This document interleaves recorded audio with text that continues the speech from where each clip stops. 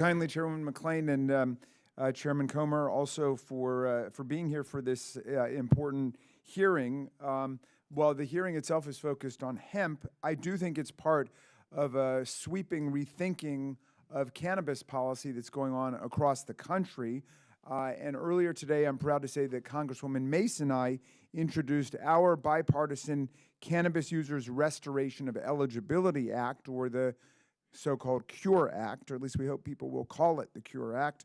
Our bill would remove prior marijuana use as an obstacle to people getting hired in the federal government or passing the federal security clearance process.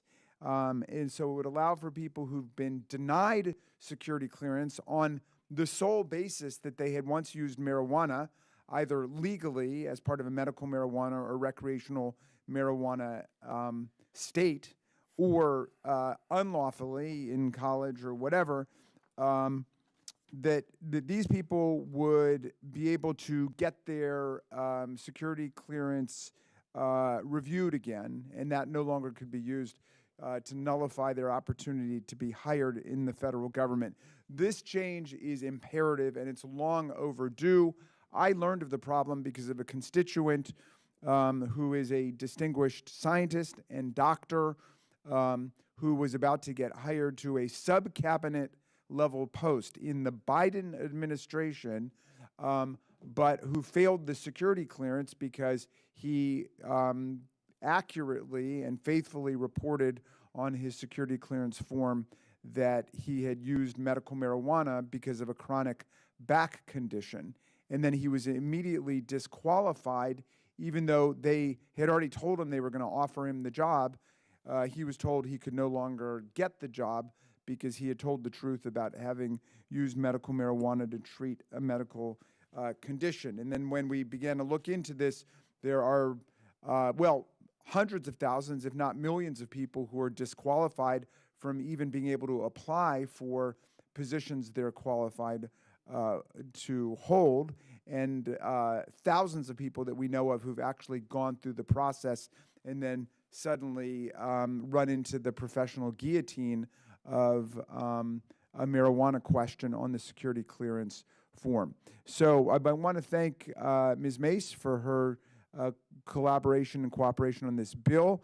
We look forward to moving it through this committee with the help, I hope, of Chairman Comer, who I know has asked some good questions about it, but I'm hoping that we'll be able to arrive at a good common sense bill that all Americans would be able to get behind. Now, turning back to the federal rules related to hemp and its derivatives, it's important here again that we take a common sense approach to these regulations. The FDA released a statement earlier this year explaining that current regulatory frameworks for foods and supplements are not appropriate for cannabidiol or CBD, one of the biggest hemp derivatives.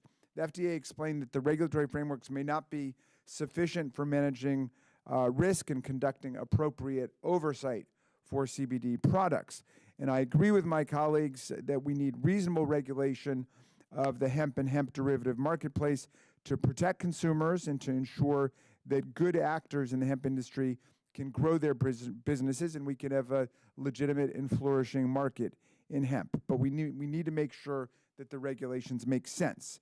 A vast world of hemp derivatives is flourishing beyond just CBD. Among them are newly developed synthetic cannabinoids, including delta-8 THC, which can have intoxicating effects when consumed. Without regulation, companies can synthesize these intoxicants from legal hemp and evade regulatory scrutiny in federal marijuana laws, sending products to market without proper testing, labeling, or other safety precautions. Okay. Hemp derivative products can come in all sorts of different forms. They cannot be easily or always categorized simply as food or supplements. These products can be oils, tinctures, vape pens, and cigarettes, and even cosmetics and skincare. The FDA realistically cannot regulate the entire world of hemp and its derivatives without additional research authority and resources. So I hope we can work with our colleagues to figure out the proper path forward, and with the assistance of today's expert witnesses, on regulating hemp and its derivatives so that we can protect the American people and provide a more effective framework for the regulation of a potentially strong industry. I thank you, Madam Chair, and I yield back to you.